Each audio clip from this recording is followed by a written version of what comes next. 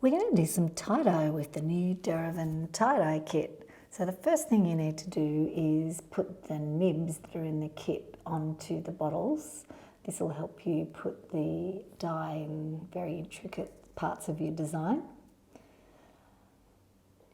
Today we're going to do the circle design. It's very easy, just using some rubber bands. And the most important thing you need to do is you need to wet your t-shirt first.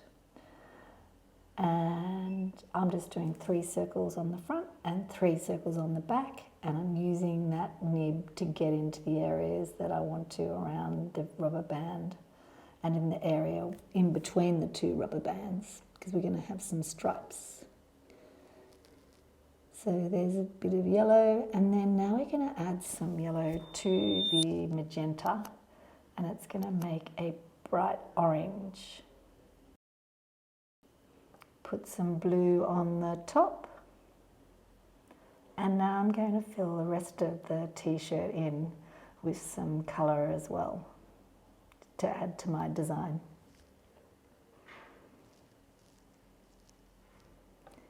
So I'm going to leave that for a couple of hours, and then I'm going to undo the rubber bands, and there's my beautiful design. And now all I have to do is heat set it.